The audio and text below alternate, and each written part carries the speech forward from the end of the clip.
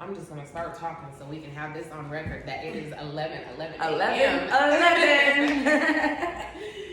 Hello, thank you. Welcome to Just Living and Sht. I'm Tarita Spicer, and I'm sitting here with Tiffany Johnson.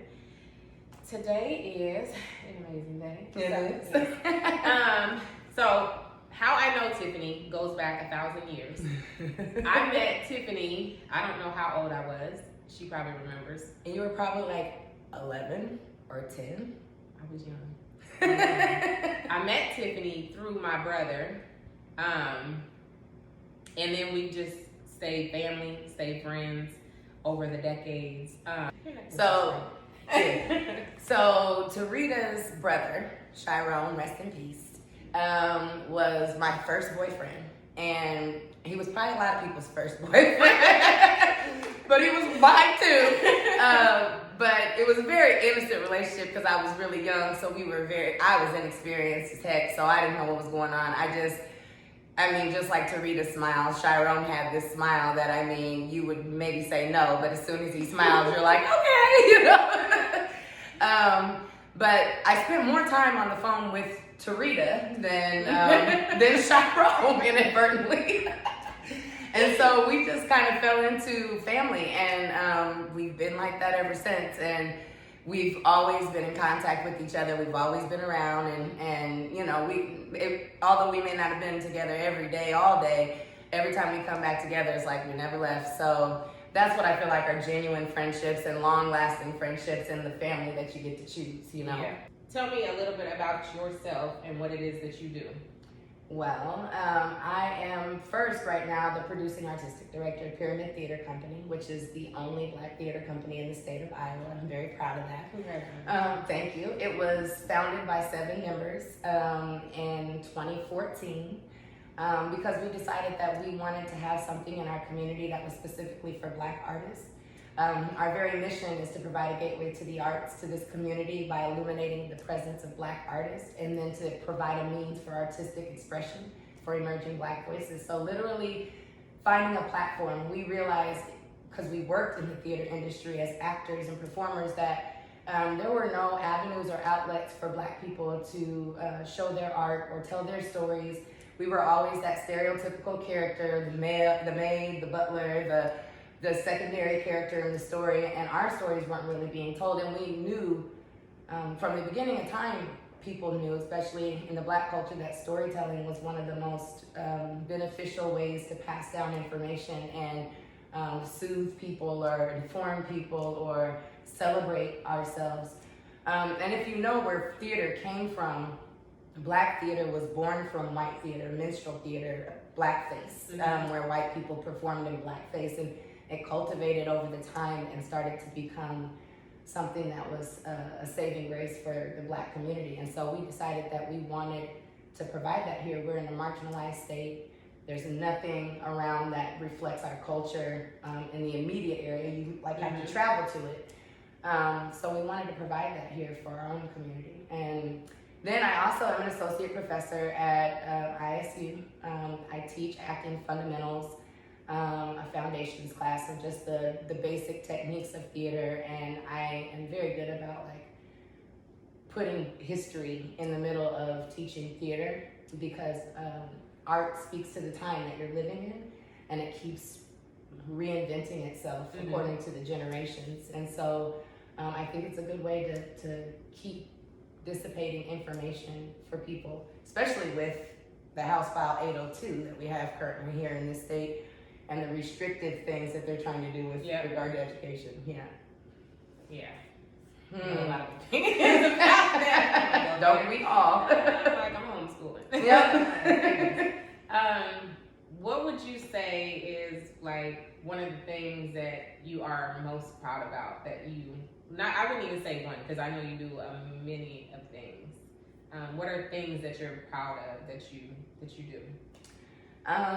I'm really proud of the fact that I continue to keep activism at the forefront of anything that I do. Everything that I do with a thought in my mind of how will it benefit my community, how will it benefit my people, how will it benefit the generations to come. I'm really proud that I have not adopted the world's idea of what success is, and I allow myself to be spirit led. Like, I've been through ups and downs, you know, hills and valleys, but I literally have remained committed to my soul, and that's hard to do in this world. And I'm most proud of that. Like, I don't really care about titles, and you know, it's nice to be noticed for something that you do or some position that you hold, but that's not what matters to me. What matters to me is the impact. Like, do I make a difference? Am what I'm doing, is what I'm doing creating a difference, or empowering people, or enlightening people, or illuminating their gifts? Because I really believe that it really takes a village to raise a community that can sustain itself and that really understands who they are. And I think a lot of times the world has done a lot to hide that from us, especially as individuals of color, Black people. And so I do the best I can to shine light on the fact that we are beautifully and wonderfully made, and we have gifts, and those gifts will make room for you if you're not afraid to use them, you know? So I'm most proud of the fact that I haven't conformed to the world as much as I've stayed true to my spirit, you know? Yeah. Yeah. I would say that I am very proud of you, just because knowing you as long as I have, I've watched you transform, and it's inspired me and motivated me. And I'm like, dang, I've watched you from when you first started having kids, and just the different things that all of our lives have kind of crossed and things that we went through. So to see you being a professor at Iowa State, and like you said before we started recording, that you didn't go to college or anything like that. So it's just a reminder for people that if there's something that you want to do and there's something that you're great at, you don't have to have all of these things. I mean, it's great if you do, but like you said, your gifts will make room for you. Like, you are a professor and you never went to college. Like, that's evidence of God in itself, but it also is evidence of work ethic and hard work. I don't say that I recommend this path, because I've literally been working for the last 20 years in the community and to get to that. So you can get a degree in a lot less than 20 years and start moving into your profession a lot earlier. But I would say that the road that I took was beneficial because there's substance to it. It wasn't stuff that I just took out of textbooks. It was stuff that I actually lived and manifested and went through and grew. Like, I was into activism and mentoring girls groups and working in community organizations and chairing the Black Caucus and doing all kinds of stuff, you know, to build and build and build and build. And like, August Wilson is my favorite playwright, and he's a self-educated man, incredibly smart. He dropped out of college, or school, not even college, high school, because he was told by a teacher that he wasn't going to amount to much, you know, that he should settle for some mediocre pathway, you know, and he didn't want to believe that. And so he left high school and went to Carnegie Mellon Library and educated himself. And he's one of the most brilliant writers and storytellers that there was historically. But he said something in a play called How I Learned What I Learned. And he said, who we are, our ideas about sex, religion, love, these are inheritances. And they're inheritances that are unworthy of our grandchildren because it places encumbrances upon their lives. And what he was saying is, some of the things that we pass down are oppressive things. And that maybe we, maybe we shouldn't pass them down. You know, at what point do we stop putting that on the next generation of people and realizing that that gives them a weightlessness that we didn't get to have? And it allows their wings to flourish and grow and fly a lot faster. Because they aren't beaten down with oppression before they even get a chance to try to live, you know? And so I feel like that was evidence to me that it doesn't take, you know, formal education all the time to become educated. And sometimes when you go the route of self-education and working in the world that you're living in, you become a much more well-rounded or comprehensive educator and an activist, you know? I wish I would have heard that a long time ago. I mean, that was deep, because that's exactly what we were talking about before when we were talking about things that we passed down and things that we learned, sometimes through religion, that sometimes you have to wait for the blessings or wait for the goodness, and people are just kind of just praying and waiting and just praying and waiting, and they're like, oh, it's gonna come one day, or you know, I'm gonna be glorious in heaven or whatever. Or watch and pray. I'm just gonna watch and pray. Right. And you're like, watch what? Right. What are we watching? Like literally, yeah. A lot of that stuff is, again, passed down ideal of oppression and almost like a slave mentality. To bind yourself on earth so you can receive your blessings in heaven, and I think we need to stop teaching that, you know, because as we can see, as we emerge as leaders, not only have you watched me, but I've watched you evolve, and it only empowers me more. It makes me feel more empowered and more entitled to keep this up, to keep going, even when it gets tough, because I have people who have been inspired by me, and if I give up, do I somehow deflate their inspiration? You know what I'm saying? It's like the tide raising all the boats, and not feeling so committed to self that you forget that you don't live in this world by yourself. And that if other people aren't happy and successful, it's hard to live in a world happy and successful when that doesn't exist around you. Right. So it becomes more beneficial for you to do stuff that's community oriented, to kind of empower the community.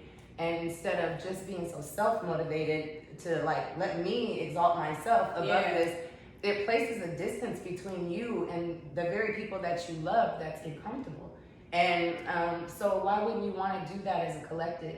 And that's what I enjoy about the stuff that I watch you guys do so much in the community, is like, literally, do you see how successful we can be if we decide to do the opposite of what we've been trained to do? And that's to not work together and not appreciate what each other is doing.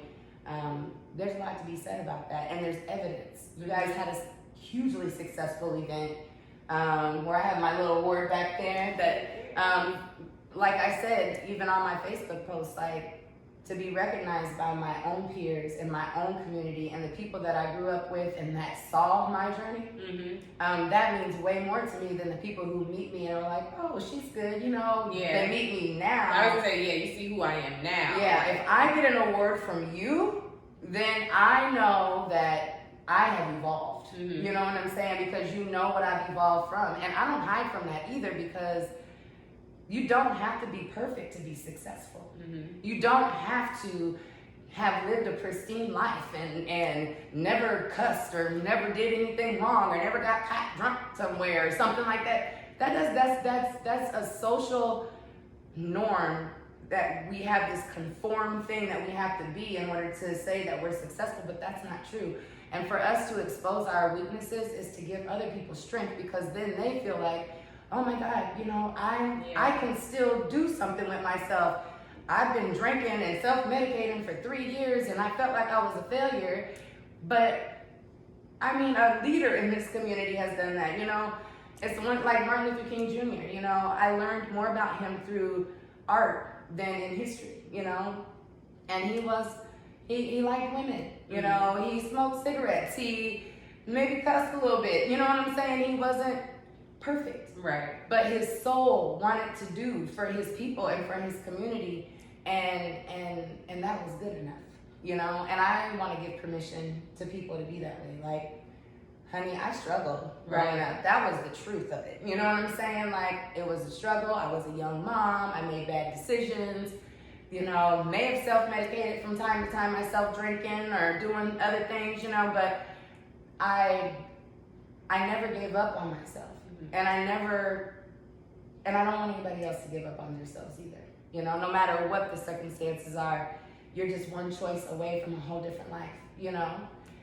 You preaching. Girl, I'm sitting here like, as soon as we're done, I got so much stuff to do. No, seriously, I've been really hard on myself just these last couple of weeks, and I'm like, oh my goodness. And somebody sent me a message the other day, and they were like, I don't remember exactly what it said, but she was just like, oh, this made me think of you. And it was like, you don't know how much you sharing your story and sharing who you are is inspiring someone. And I was like, you don't know how much I needed that today. And I'm like, because I keep overthinking like my story and my journey. And I'm like, I've been through a lot of things. I've done things to people to hurt them. And I've grown from a lot of it. And I'm trying to be better. Well, I'm working on being better. And I'm like, sometimes I'm like, should I share my story, or am I supposed to just be like, this is who I am and this is who I've always been? And it's like, no, I've been scuffed up many times, and I see that's what helps me connect with other people, is by sharing the realness of my story, and that it's a daily self-talk journey.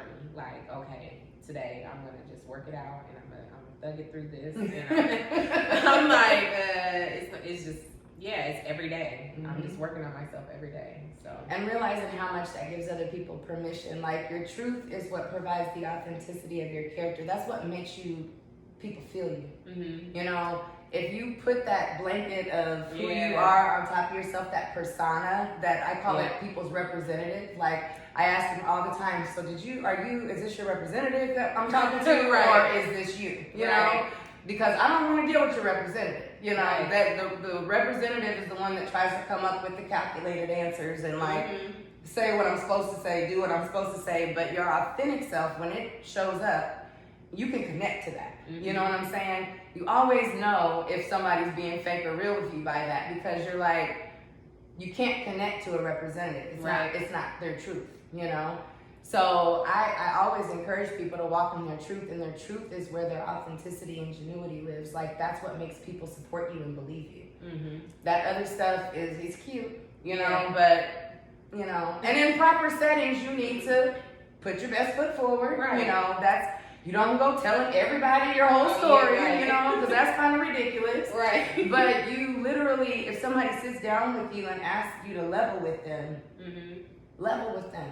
There is no rule book to success. And if you achieve success, you better know that you've experienced failures, because there's no way to achieve success without having experienced failures. Like, success is not how much money you have, it's how much you allowed yourself to be undefeated. It's how many times did you get up? How many times did you brush the dust off your back and say, you know what, I got some grass stains back there, but I'm gonna keep pushing. You know what I'm saying? I ain't gonna worry about it. That's success. Success is walking through a life that was meant to break you and still surviving, you know? And this world was meant to break us. We just gotta be honest with that. That every system and structure that was set up in this world didn't mean good for Black people. And so for us to evaluate that, and for us to decide to break that structure, that is setting a whole lot of people free. It is. And you think about if Claudette Colvin didn't do that, or Rosa Parks, or Martin Luther King, or Malcolm X, or Mary Baraka, or James Baldwin, or Josephine Baker. I can name a whole bunch of people. If they hadn't done that, we couldn't be doing this. So it's our responsibility to continue to break shatter that box that we've always been put in. You know, people in our community always talk about the crabs in the barrel. Oh, the crabs in the barrel. Have we ever thought that if we just collectively pushed out, that we would just break the barrel? And there would be no need for us to pull each other and climb on each other and just bust it and break it and not let it be there no more, because the barrel is a mindset. It's not an actual barrel. It's like it's a mindset that we've been placed in. And when we decide to not buy into that and not believe it anymore, then it's gone. It's kind of that easy, but it's not really that easy. Because it takes a whole lot of undoing to make people believe that that's even possible. Which is why I think telling stories in theater is so important. Like, my first show that I ever directed, A Raisin in the Sun, it was an incredible show. And that very play talked about how Black people were trying so hard to live the American dream against everything, that obstacle that was set against them. They literally based their life's change off of the death of the patriarch of their family. You know, her husband died, and they were getting an insurance settlement, you know, and she was trying to decide how to use that settlement to change her family's life, because they lived in a shabby apartment and they lived there all those years, and she wanted her family to have something more, you know. And we all feel that still, you know what I'm saying? We as mothers, we want our children to have something more than we did. And we do everything we can to try to provide the infrastructure for that to happen. And that was the same thing that Lena Younger was doing in that play. She was trying to allow her grandchild that lived in that house to realize a different world and a different place and different possibilities. And there were struggles in there because everybody wanted to find their dream in that insurance money, you know. And Benitha wanted to go to college to be a doctor. Walter Lee wanted to feel like a man and start his own business, you know. Everybody wanted something from that little bit of money, and everybody tried to take from it to where it kind of flatlined the whole thing. But again, if we have that mentality that us working together to achieve things, like, it benefits me for you to be successful. So I would never try to remove anything that would make you not successful. I would never not support what you were doing to make you unsuccessful, like, because I benefit from your success. Yeah. You know? We have to start thinking like that a lot more and stop thinking so selfishly sometimes. Yeah. When we did decide the Sister Girl Talk that we were gonna do the Sister Soul Fest last year, we were talking about those exact same things, about how people always say Black women can't work together and that we're catty and we're always like negative and things like that. And we're like, we want to see, there were all the businesses that were popping up last year. I mean, COVID, everybody was home and they were trying to figure out ways to make money and take care of their families. So we're like, we want to bring an event that will allow people and allow these mostly single mothers to have a place to have customers and make money. And it was just an amazing event. And it was just like, so many people were like, wow, I didn't think that I had that in me. Like most of them, I'd say like 95% of those businesses had started last year. Yeah. And they're like, I'm never gonna pop up. Like, what am I supposed to do, or how am I supposed to do this? And we held a lot of hands, and there are so many of those businesses that were started last year that are doing so well this year and have grown so much. And so when we had the event this year, it was just awesome to see how much people had grown and how many more new businesses that there were. But I mean, it was just changing that mindset and changing the way that we talk to ourselves and the way that we talk about things. Like, I always tell people, like, I've never been a plant person, and I'm like, I don't have a green thumb. I don't like plants. I don't want nobody to buy me flowers. And my friend bought me a plant, and I was like, girl, this thing is gonna die.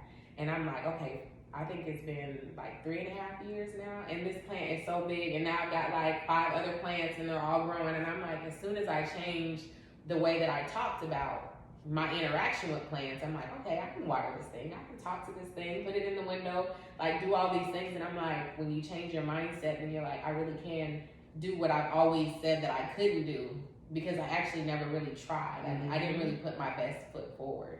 So, and a lot of people right now who are doing things that were at one point pre-COVID their hobby, right, quote unquote, I don't know why they weren't looking at it like a business at that time. They was like, oh, you know, I do this in my free time. Like Hazel and her beautiful waist beads. She was probably sitting at home just stringing those beads up and wasn't even thinking about, like, I could change my whole life with these beads, you know? And they're the most beautiful things, you know? And she takes time and care with it, you know, which makes it even better. But like Hazel and Loretta, I've worked with, patronized all of you guys at this point now, and not to mention, like, y'all's products and service is so above board. Like, you know how people, I be seeing it online all the time. Well, if you're gonna be a black person in business, don't have no attitude when I come try to patronize you and all that other type of stuff. And I'm like, where are these people at? Because, you know, shopping. Where are you shopping? Because I have had nothing but a great experience with working with these business owners, these black business owners, and the service and product has been so above board. Like, and maybe part of that is us as black people thinking, oh Lord, it better be better, or it better be, because we have that mentality as black women, especially, like, in order to be successful, I gotta work 10 times harder than my white counterpart. I gotta pop out this much more, be available this much more, do this much more work, you know? And maybe we feel like that sometimes about our product, like they're gonna expect our product's not gonna be good because we're black people. So we have to make it 10 times better than anything else. I don't know if that mentality rides with us in everything that we do, because I find myself sometimes, and I try to teach better than I learned, and I try to be better. I try to encourage people to be better to themselves than I've been to myself over the years.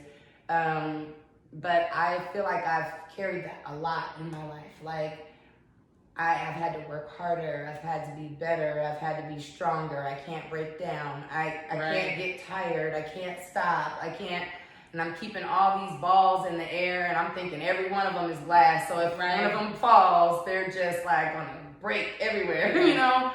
But I had to realize, and a good friend of mine, and a very strong supporter of Pyramid, is a woman by the name of Sally Dix. She said, Tiffany, every ball you're juggling is not a glass ball. And it's okay for you to put some of them down and come back to them, because you're trying to do a lot, you know? And you can't do it all at one time.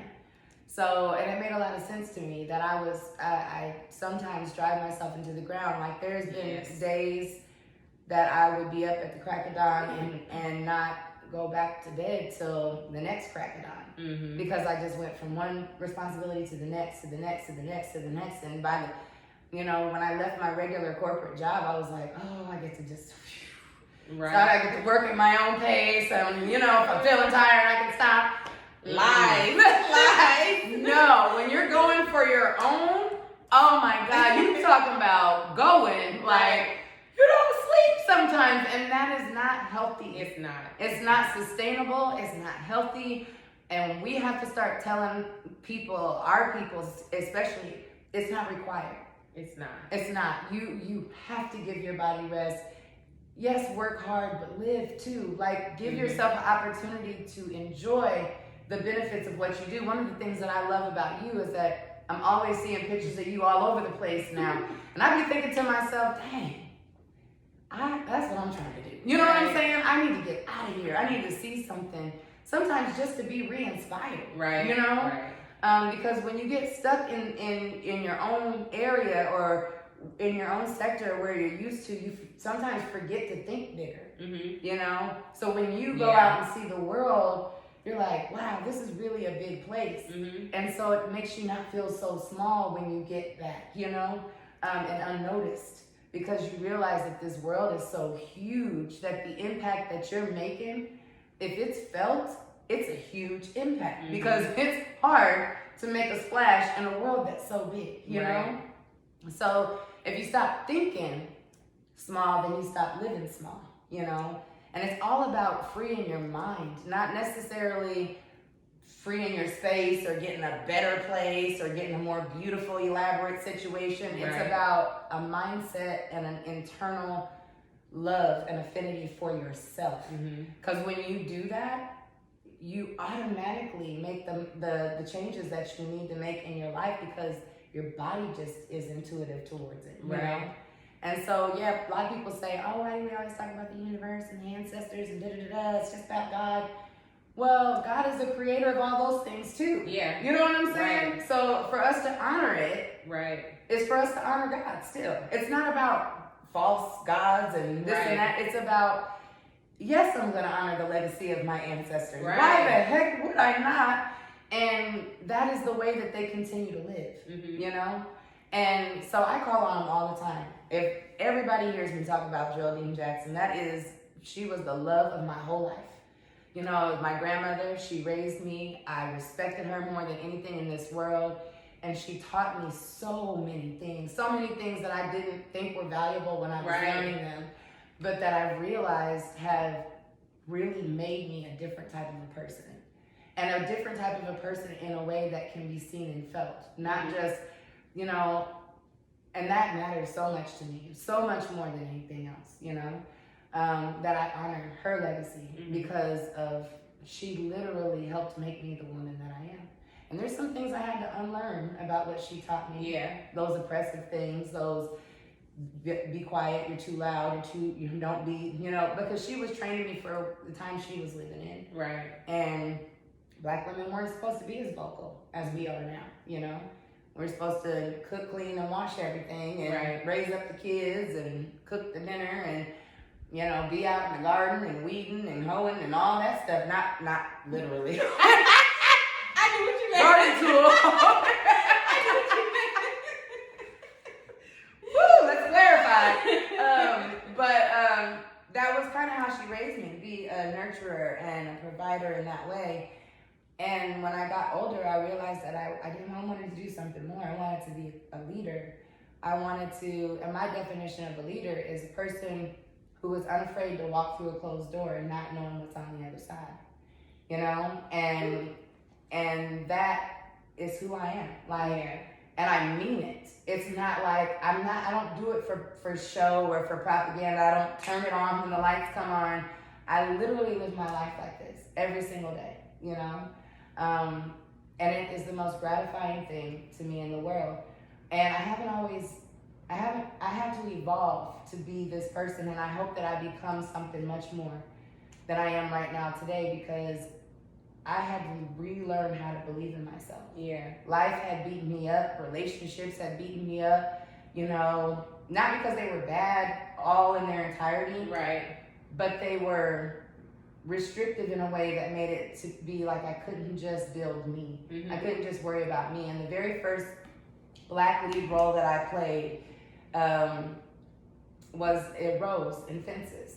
And when I delivered that monologue to Troy in that play, and basically in the monologue he was saying, I've been standing in the same place for 18 years, and she said, and I've been standing with you. I've been standing with you, mm-hmm. you know? And basically she was saying, what about me? Right. You know, what about my life? Don't you think I want to lay up somewhere and forget about all my responsibilities? Don't you think I want somebody to make me laugh and smile? You're not the only one who has hopes and dreams, mm-hmm. you know? And then further in the monologue, she was like, and you know, and upstairs in that room at night, I did everything I could to try to make you feel like you were the finest man in the world. And that anywhere that you were going, I was going to go with you because you was my husband, you know, and I owed you everything. And she was like, you know, I took all my hopes and dreams and I buried them into you. And it didn't take me 18 years to figure out that soil was hard and rocky and I wasn't never going to bloom there. But I stayed there hanging on.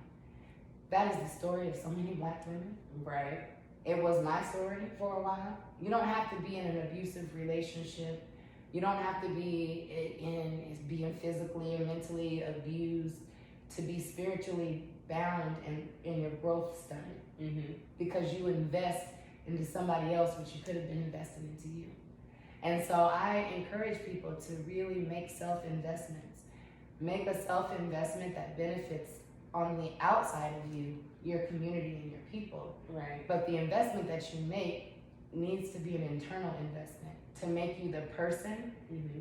that is giving that energy. You know what I'm saying? As opposed to giving off of a very different type of energy. If you're in a different place, right, your energy is in a different place, and you really do transmit that energy. I tell my students, you know, we have best friends and family and people that we love, but before you decide to go and just lay your burdens on that person, take a moment to ask them if they have space for that.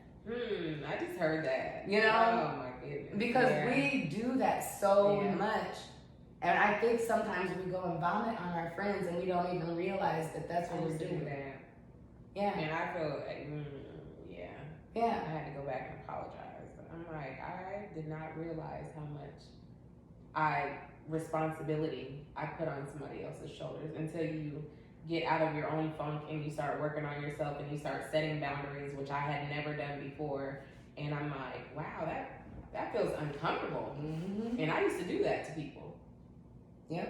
And you start to find that negative energy coming back to you is hard to accept anymore once you have changed yourself. You're like, you can see it coming from a mile away. Right. You're like, oh no. Gotta go. Girl, no. You can see yourself, I'm gonna head out. That's where that came from. It's time to go. Right. Because you work so hard to keep your energy right that when people try to come and stifle that, it's like, that's a hard boundary, you know? Yeah. But at a different time in our life, we would accept that too, you know? and allow it to change our own disposition. Yep. You know, have Like, one have an attitude. yeah, all of a sudden, I was fine. I was just fine. Nothing's wrong with me. What am I? What? Yeah. Yeah, and that energy, people don't realize that. I always ask people, think about how you show up in a room, and think about how that may shift the energy in the entire space. You know, it has the potential to. That's why sometimes if I'm in a funk and I'm not feeling it, I do something for myself and with myself.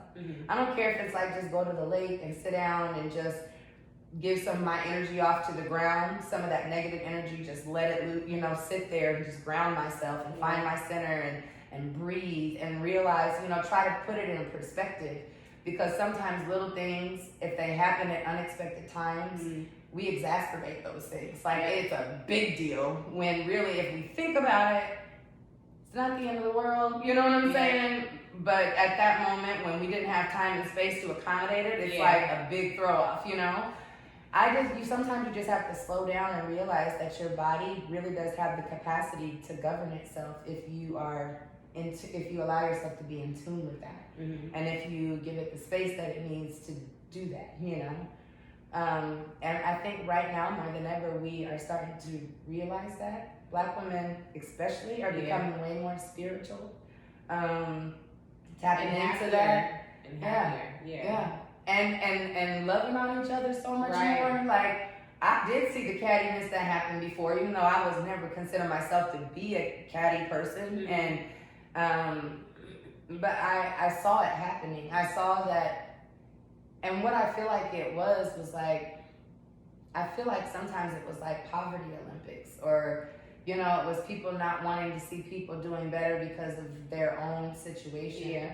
And I think that when we started having the mindset of elevating each other, that it started to change and gave us more opportunity to be vulnerable with each other as women.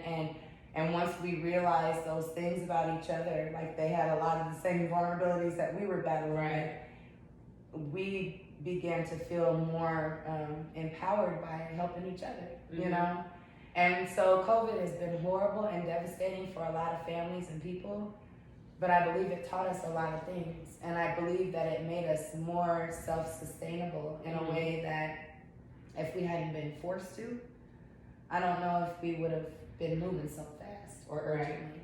And that's been beautiful. Like, over the last 2 years, I have watched so many Black businesses emerge, so many Black leaders be placed in leadership positions, and I'm happy about that, even though it came on the wings of something very devastating to the world, and I don't know how to feel about that. The pandemic, I've just watched hurt so many people, and but I've also watched it empower a lot of people to say, you know what, I can't depend on other things now, and I need to start kind of trying to think about sustaining myself. So I don't know, I done got all the way off. We're talking about everything. Topic. We're talking about everything. Per usual.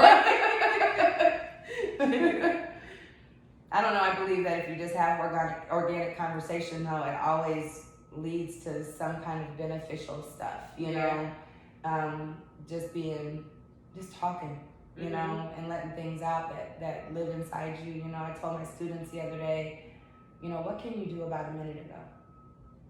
So how long are you gonna think about it? Because it's gone.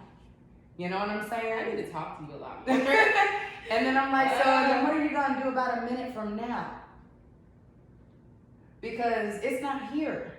So what can you do? You're not, unless you're a time traveler, you can't do a damn thing about that. So doesn't it become so much more important to be present, to stay in the moment where you have power? Because you can do anything in this moment, but you can't do it a minute ago, and you can't do it a minute from now. Being present is where it's at. That's where it's at. That's where your power is, because that's when you are in real time, where you can use your hands to do something and make a change for that minute from now. but you can't prepare for the minute from now. You got to stay in the moment, you know? So important. It's so important. And these are things that you have to learn. Like I tell everybody, you're always in a state of becoming. You're always going to be in that state. Yeah. Don't ever feel like there's a finality to who you are. Like, Right. I got there. Yep. Now I can stop. You know? Because the minute that you get there, you're going to realize that you can do more. Right. You know? That's why short-term goals, I live my life by short-term goals. I don't even long-term goal because that's just too much to think about. Right. You know, of course you try to put things in place like, you know, I always try to be mindful if I died tomorrow, I wouldn't want to leave the burden of my kids to have to start some GoFundMe or something Right. to help bury me. And I know that that's a hard and vulnerable thing for a lot of families to have to do when they've lost loved ones that weren't prepared. Mm-hmm. And maybe not to any fault of their own. Some people do have to do that, but I, in my mind, don't want my kids to have to bear grief of losing me Right. and bear grief of burying me too. And so I think about those things in long term, you know. But like the other things of aspects of life, I just try to plan like a short-term goal. Like, what can I just accomplish by the end of this week? Right. You know, what can I accomplish by the end of this day? Sometimes, you know, Yeah. because a short-term goal makes you always feel successful. You know what I'm saying? Yeah. Like, if you've accomplished It that makes little thing, Yeah. you're like, but I did what I said I was going to do. So Right. that's accomplishment. And so if you stay in the world of accomplishment, those short-term goals are just like the steps on the ladder to that big thing. And if you're not thinking about the big thing, Right. you're thinking about those individual steps that you got going on now. Like, it's like that I don't know if there was a meme that had like two ladders and one of them I had was a step. envisioning that while you were Yeah. talking. Like, literally, Yes. that's how you get where you're going. And sometimes you don't know where you're going till you get there. Right. And it's important for you not to think about that. You know what I'm saying? Yes. You got me over here like, goodness gracious. Yes. I needed this conversation. All this. Sometimes I need them too. Like, sometimes it's a reminder for yourself. You know, at the same time, I posted something yesterday that was like, you know, working hard, that is, you know, a socially acceptable form of self-hate. Mm-hmm. And try to work less and work harder on living and being happy, just living and shit, right? And when I put on there a hashtag, I'm like, this is for me and for you too. Because I have to continuously give myself permission to not be perfect, to not get everything done, to not, you know, have the best season or the best show or always show up or always be there or always whatever, you know. I put so much pressure on myself that I was working so hard to survive that I wasn't living, you know. And when I started just saying, you know, that's why that your brand is such a good reminder to us, you know, when I was just like, you know what, it's not even worth it to work this hard if I ain't living. Right. You know? I don't want to work that hard. Right. I don't want to work that hard to where I'm missing out on everything. All the little things. Like having Bubby and then seeing how busy I was when I had the other two. And I'm like, I was working, I was going to school, I was in this, I was on all these committees, I was helping in the community. I had them busy. And now I'm like, I've slowed down and I have myself more centered. And I'm like, I'm noticing all the little things about him. And I'm like, I don't remember this stuff with them other two. Yeah. I'm like, I remember some of these things. And part of that is good because your children have an entrepreneurial spirit too.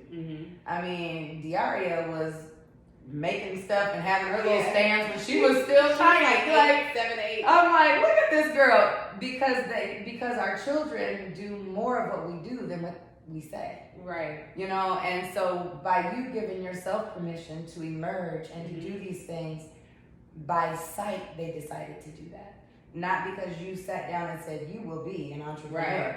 You will make these and sell them. Right. You will do this, you will do that. It was them just emulating what they were seeing. And And that was giving them all the permission that they needed.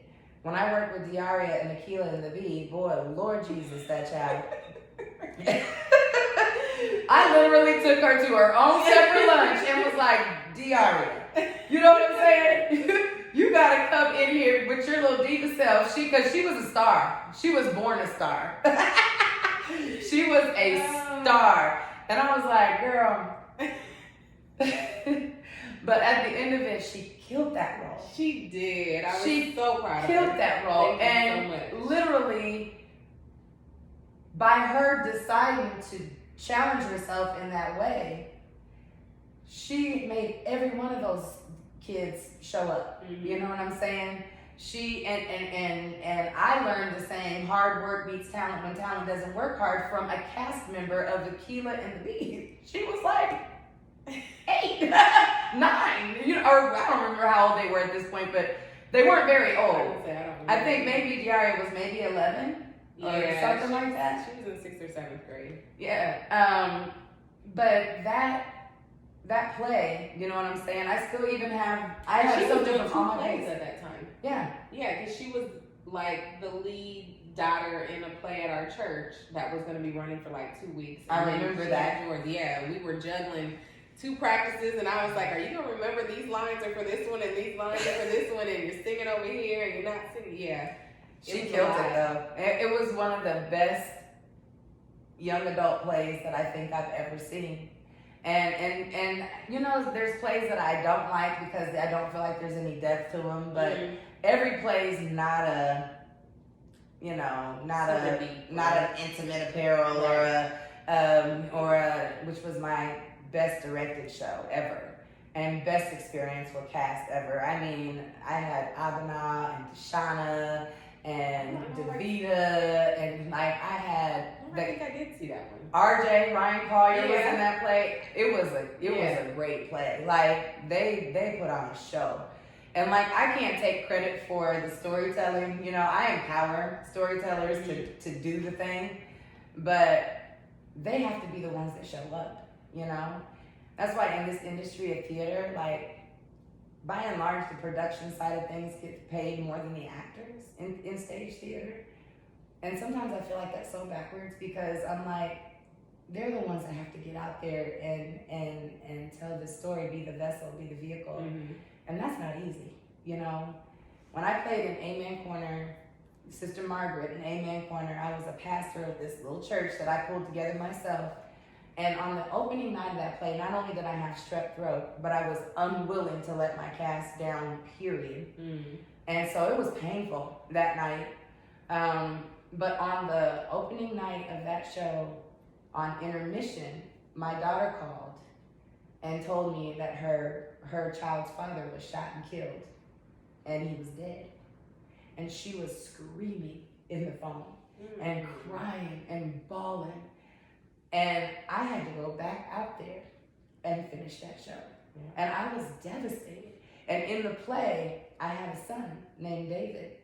And I had to give a monologue to him that second half of the show that asked him to please not go out into the world and leave because that he was going to die out there.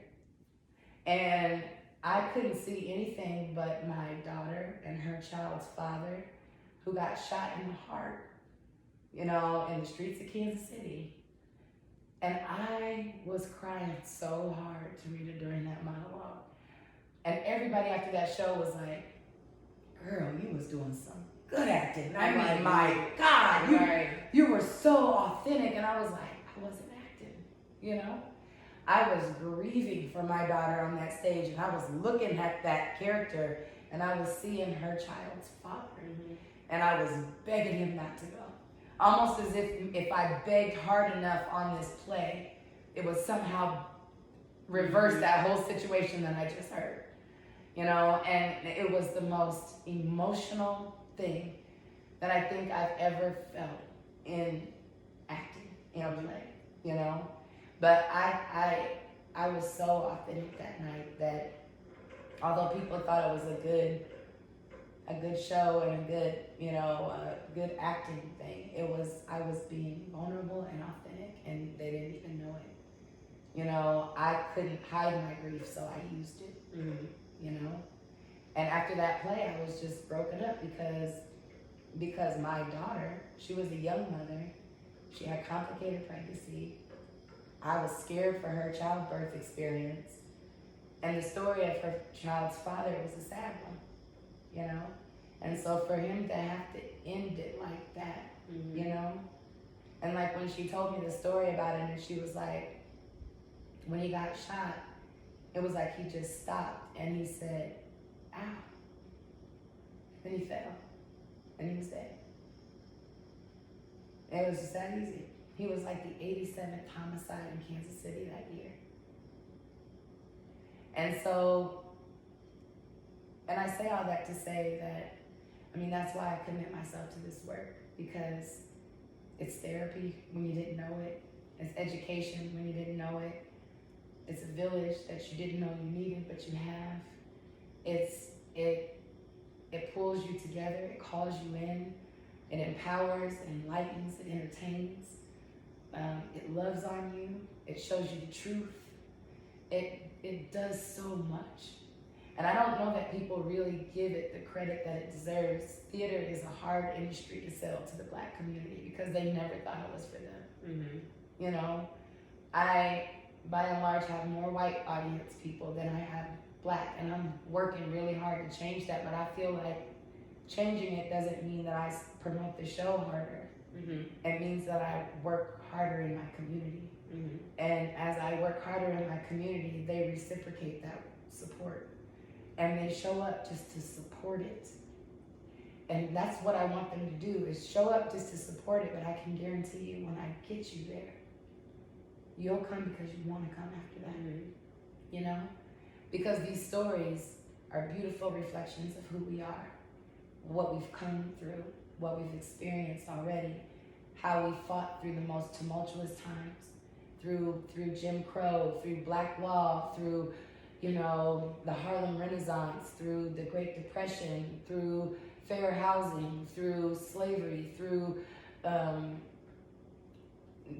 even being a full human being, you know, or considered one. You know, I wrote a poem that said, you know, the joy and pain that was found in a name, and I talked about my name and how it oppresses me because my last name belongs to a slave owner. I don't know my real last name, and I may never. I don't know that I'm not descendant of, you know, the Queen of Sheba or I'm not supposed to be some Egyptian goddess or you know, high priestess or something like that. I don't know that I'm not supposed to be that, but I may never know that I was, because I don't know myself further than the gate of a plantation. And nobody in my family can tell me further than that gate. You know, it is a terrible disadvantage to go through your life not knowing who the hell you are. Right. And maybe I think sometimes white people don't understand that. You know, the white people that want us to stop using it as an excuse. Well, we're so far removed. Well, no. No, we're not. Because Mississippi didn't even ratify the 13th Amendment until 2009. And a lot of people don't even know that. I do. You know? So that wasn't that long ago. There was still a state that still recognized slavery. There were still people working on plantations and in cotton fields in the 60s and 70s, the 1960s and 70s and 80s. You know, you were born in what, 79? There were slaves in Mississippi when you were born. That's crazy. And if you know, I've watched so many documentaries and read so many books and talked about the experience of that. You know, Black people sometimes are taboo about the full moon. And like when the full moon's out, you know, oh, I can't be out when the full moon's out because, you know, that's bad luck. Right. But that is derivative from oppression, because Black people did not look forward to the full moon, because if there was a full moon, they were forced to pick cotton day and night. if there was enough light. And there were children and young black people that are our age, and even if they lifted their head up to stretch, they could be beaten for that. Picking cotton is hard on the fingers. Like, you have to understand the intricacy of it in order to realize how huge it was. Like, I challenge people to go try to pick some cotton. Try to get just a little bag full and see how your fingers feel after that. And think about doing that all day, every day for your whole life.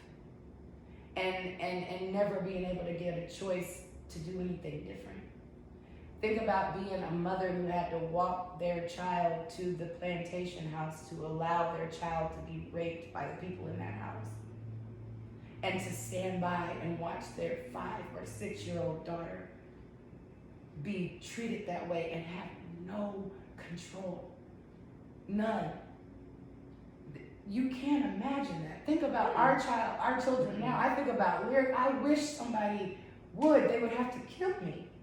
And a lot of times, that's probably how those mothers felt too. Right. But they didn't have any option. It makes it so much more important for us to be the black women that we are. To make it not be, something that we don't allow to elevate us. They did what they had to do so we could do what we do. And every generation has a responsibility to the next, to leave it a little bit more free, right, than the last one. It took generations of slavery. It's going to take generations to undo it. But we have to keep empowering the next generation, because if we don't, they're just going to be spinning their wheels, recreating a movement, and the reason why history and art and all of that stuff that speaks to it is important is because it's a marker, it's a place marker that says we've already done that, so you can elevate past it. You don't have to redo this part. Just move up, right. And if we don't know, just like they say, my people are destroyed from lack of knowledge. They don't know. And so that's what we do. We try to inform them, and we try to use art to do so, because it's palatable. You can look at it and take from it what you will, but it's not your direct circumstance at the time. So I don't know. We talked about legacy before this conversation happened and what I wanted for that. I want to leave behind all of the good parts of who I am. I want to empower the next generation of people to be freer than I felt. And I want to give them every bit of information that I have. I want to leave my soul, or the essence of it, in the environment, in the atmosphere. I want people to tell their children. Like, I had this teacher named Tiffany that back in 2020, back in 2020, back in 2015, back in 2021, she changed my life just by believing in me until I believed in myself.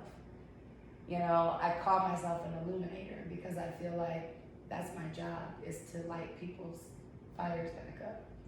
And I take great pride in doing so. And I don't want any reward for it, because the reward that I get is seeing them with their light on. That is the most beautiful thing. I've seen people who have come from really dark places, and they're so strong and so beautiful and so lit right now. And I'm not saying that is terminology that the young folks use, right? But like, I can see their lights on, and all of a sudden it gives the whole world more clarity. My little light by itself can only light up a certain amount of space, but all these lights coming on, life looks so much better from here, and it feels good. to see the people that I love in this community winning and growing and becoming lucrative and believing in themselves and holding their heads higher and being more entitled and putting their hands in more and loving each other more. And I really believe that we are seeing that reverse the mentalities of what is happening in our neighborhood. Like I tell everybody, you know, poverty is the number one thing that creates the situation in our communities that exists with respect to violence, with respect to how we treat each other, how our community looks sometimes. If we could start to think about comprehensively taking our families and our communities out of poverty, then all of a sudden they don't want to have those savage mentalities because they're happy. You know, they feel accomplished, you know, and all of a sudden it changes their whole household, the whole outlook that they have on life, and all of a sudden they're loving each other from a different place, and that's a generational change. That's something that we now are like, our younger people will never be able to feel it quite like we did, because we've changed the environment. I used to think about when I was mentoring young people, like, am I really helping them? Because I'm giving them all this information here while we're in this setting, but they have to go home to environments that maybe are not conducive to that. And so am I alienating these young people away from their family structure? And that's not productive, you know? So then I started to think bigger, like, how do I affect the family? So then I started wanting to talk to their families. I wanted to start to know who their parents were, what their circumstances were, what situations they came from. And that to me was where it was more beneficial. I'm like, yeah, we can change an individual child, but if we change that child without looking at the environment that they go home to, we may be harming them more. Right. You know? And so it's a comprehensive mindset you have to have, a community mindset, and not to take these people away from their families to teach them different things, but to empower them to work on their family structure and their family mindset. Just doing little things like just committing yourself to Sunday dinner. There is so much power in that. Like, people forgot that. That's why it was such a big part of the Black culture, you know? It's because that was an environment for them to love each other, to hear each other, to all deal with hard times, you know, to remain close-knit as a family, you know? I think the destruction of the Black family was by design, a little bit, you know? A lot. It was. It was. You know, we have to work hard to restore those family values within our community. And I'm committed to the Black community because I'm a Black woman and because I raise Black children and because I love my people. But I'm not just a person that feels like it's only about, you know, I love helping people at large. Yes. You know, but I put emphasis on the Black community because we need more loving on and elevating, and so I put a lot of effort into that. I'm talking too dang much. No, you're not. No, you're not. It's just too much. It's ridiculous. You can show all these parts too. No, seriously. I'm really an open book, so I don't care. I don't even care about the flaws. I don't even care about when it was wrong or looked crazy because it's human, you know. So I don't mind. Like, for all you people sitting out there, I don't care. Like, I love y'all, but I don't need to be perfect for y'all neither. Right. Yeah. Yeah. That's pretty much me in a nutshell. Like, I loved it. You got me. I'm about to go home. Like, okay, where do I need to work on today? Just today. Yeah, because I am a 2 minutes ago kind of person. Like, oh my god, and I will dwell on 2 minutes ago for 4 hours. Yeah. And then get finished and think about the next 20 minutes. Yeah. For the next 8 hours, and I'm like, I didn't do anything just now. I didn't accomplish anything. And then I'm like, why didn't I accomplish anything? So, yeah. I'm working on my mindset as well. Yeah, we all are. And I think that the more that we say that out loud, yeah, the more we are empowering people who have those issues and feel like they're setbacks or they're things that make it not possible for them to find or achieve success. Like, it lets them know the reality of it is that's not true. right. You know, and you can do anything you want to do. You really can. Mm-hmm. Like, you really, really can. And the only thing that stops you a lot of times is yourself, Mm-hmm. because of the internal conversations that maybe we don't even have access to. And we have to start reversing that mindset. And it takes time, and it takes patience with yourself and showing Right. yourself some grace and unlearning some things, which is a lot harder than learning right the first time. Mm-hmm. It does take time, you know. The way that I talk to people or teach people, I am still not fully putting those things in my own life because I'm having to unlearn the wrong behavior. Right. But at the same time as I'm unlearning the wrong behavior, I don't feel like it benefits them to go through that part of it. So I just teach them the right side of it, Mm-hmm. or share the right side of it. And I'm still working on the wrong side myself. Right. But the reason why I know authentically that it's bad and destructive and hurtful to you is because I've lived it. Mm-hmm. It's not because I read it somewhere or somebody gave me that on a test. Right. You know, it's because I literally actually lived it. You know, I've been so depressed at times, Tarita, that I couldn't even get the heck out of bed. I was just tired. You know, just tired, overwhelmed. You know, I tell my grown daughter, my grown kids now, because they get hard on themselves sometimes too. And I'm like, honey, when I was your age, I was just as much of a mess. You know, I had to get myself together too. Mm-hmm. And the one thing that I'm not going to expect is I'm not going to expect you to be who I am now. I'm going to expect you to go through what I went through then too. Mm-hmm. You can't measure yourself to somebody who's already been through something and emerged Right. on the other side of it. You have your own journey. You have to get there the way that you get there, and the only thing that you can expect from yourself is that you stay trying. Mm-hmm. You stay committed to that. And it'll all work itself out. It really, really, really will. You know, like, people sometimes don't believe that. They have a hard time believing that. You know, and that's because we've beaten ourselves internally for a long time. You know, I wrote another poem that said I beat myself like I'm my own slave master, because internally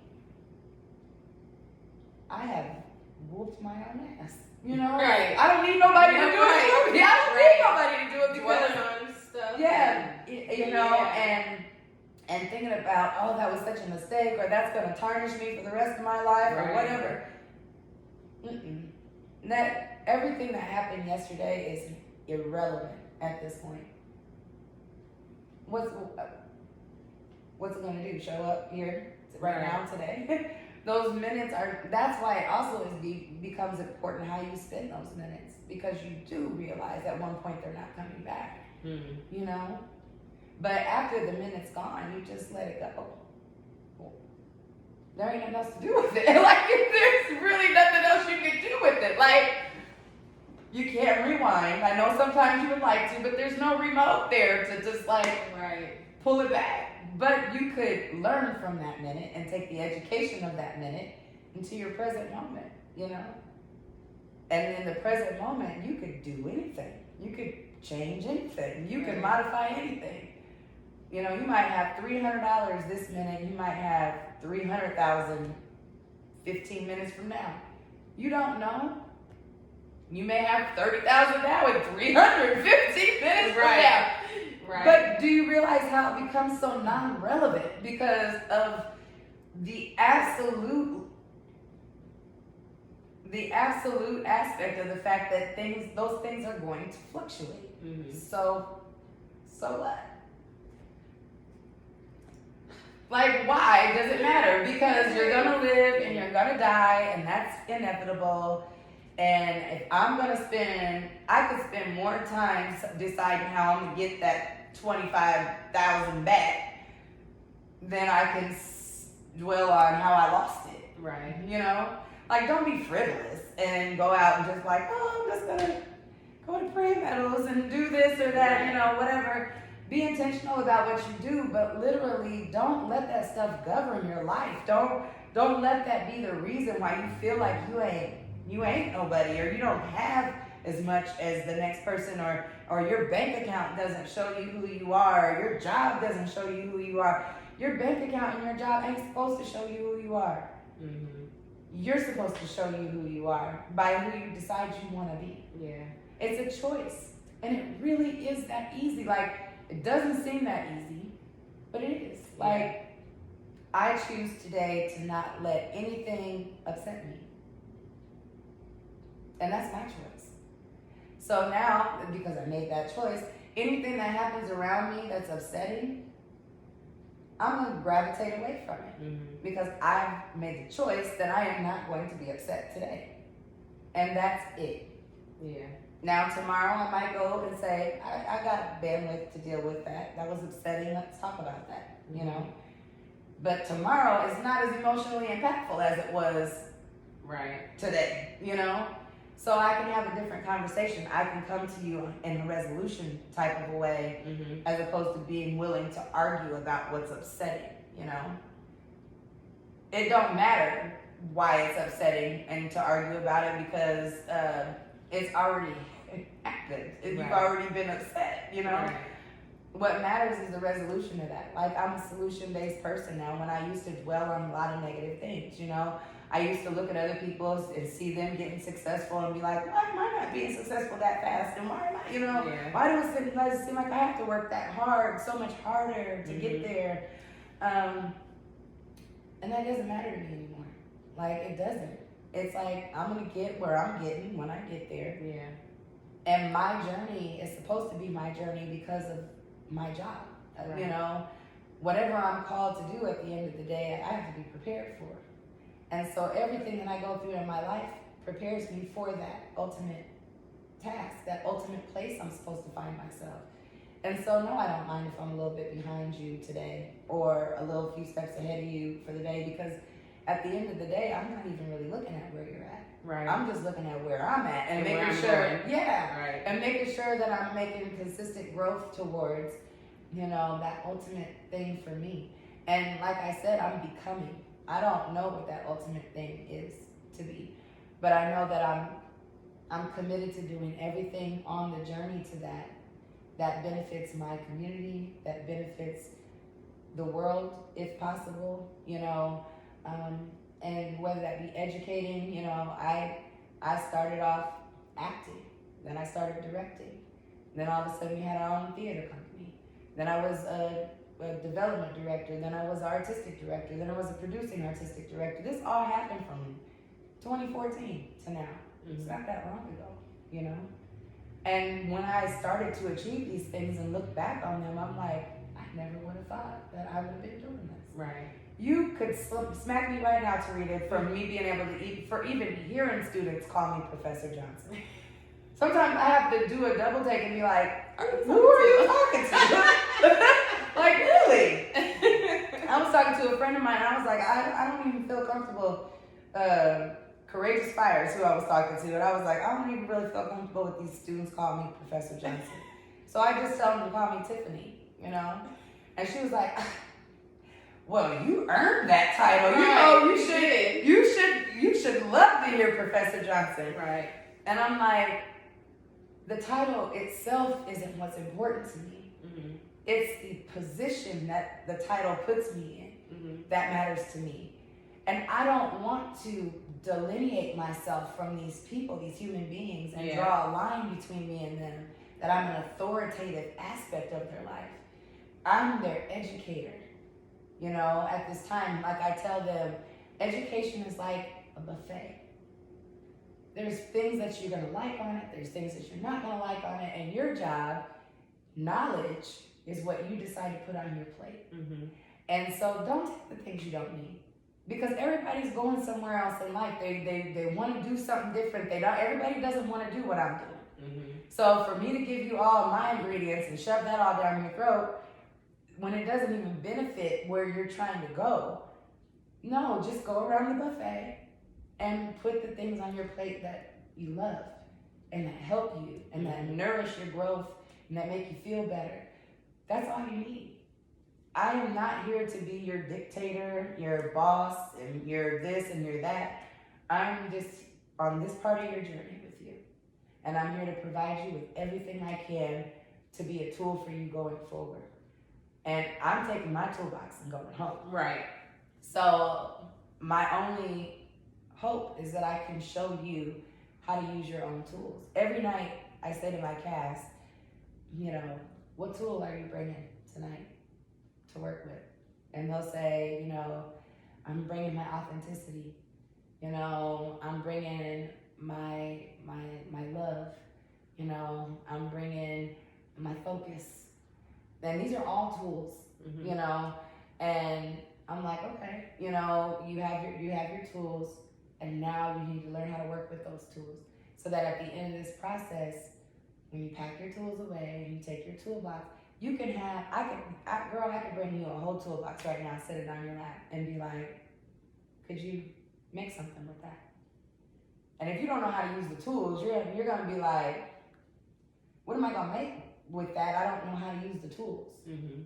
But a carpenter, given a toolbox, can make something with those tools because he knows how to use those tools. Mm-hmm. So it's not my job to give you my tools and tell you to use them. It's my job to show you your tools and empower you to use them, so that you become an expert with them, an expert carpenter of your life. And then you go out and you make it. You got the tools. Right. And if you use them, you can make whatever life you want. Right. Yeah. And these students, they ain't never heard. They're gonna be like, so I did an exercise with my cast the other day, and it was like, I was like, I'm not afraid to act in front of people. I'm not afraid to talk in front of people. I'm afraid to sing in front of people. And I said, and one thing I'm never gonna ask anybody to do is something that I'm unwilling to do myself. And I'm asking you guys to be vulnerable here. And so I'm gonna be vulnerable with you. And girl, I put on a song by Donny Hathaway, and I sang that song for that whole cast. And those students, none of them are over 21 or 20, at the most, probably 22 maybe.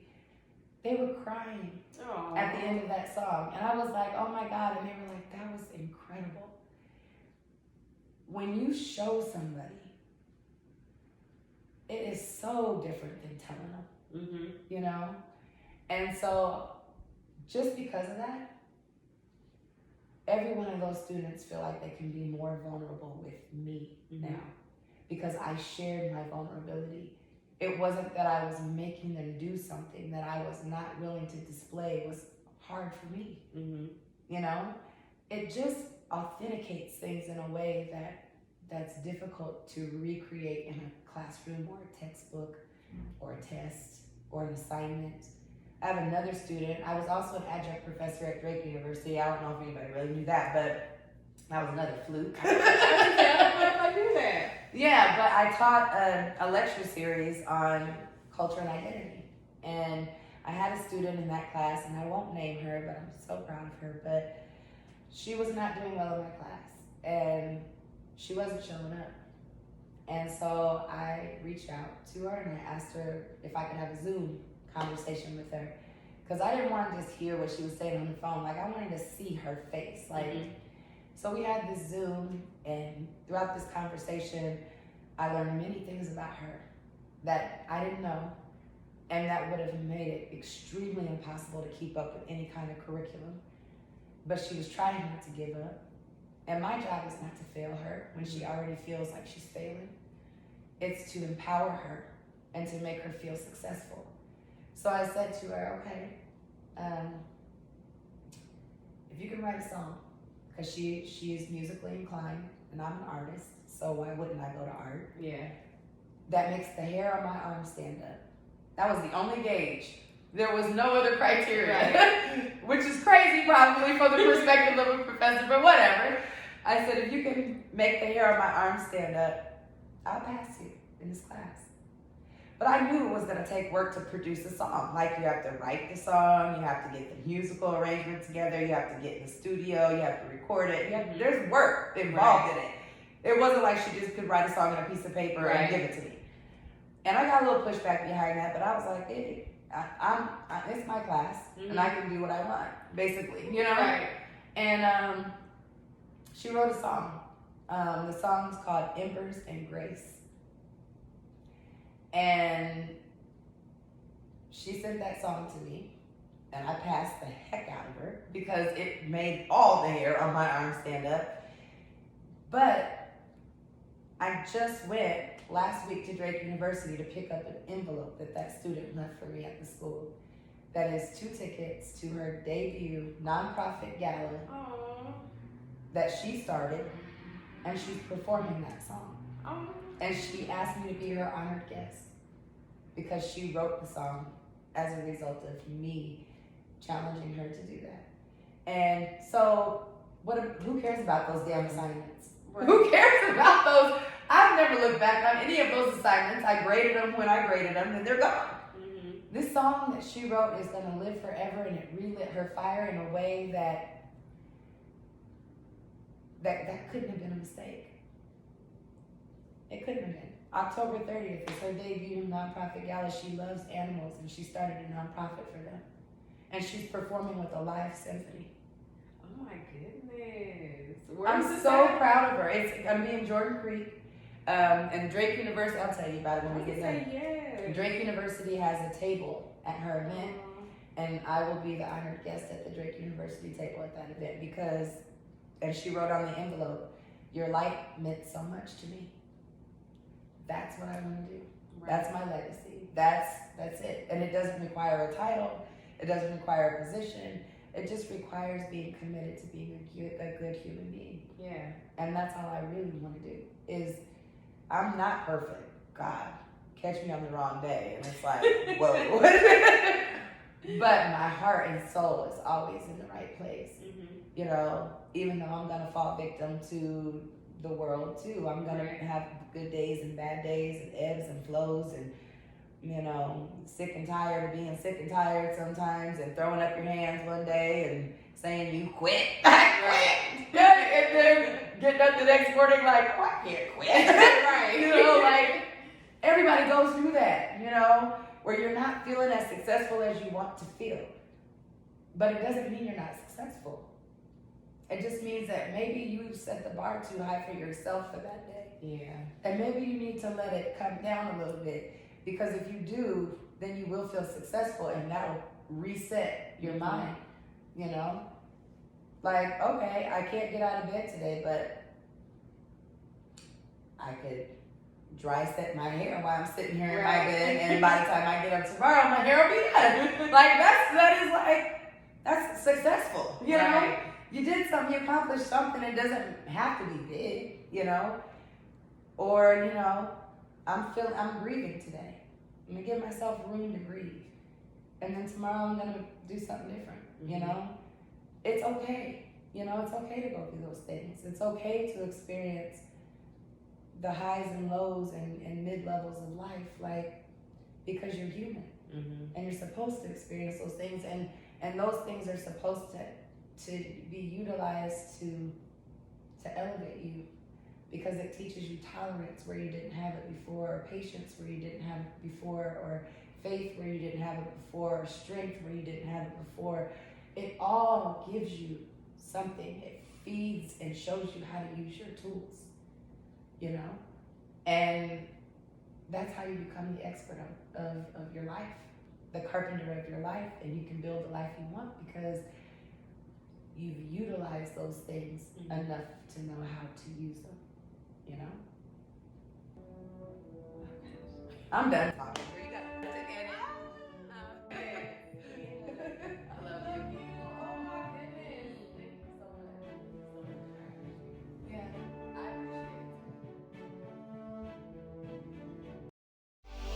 appreciate it.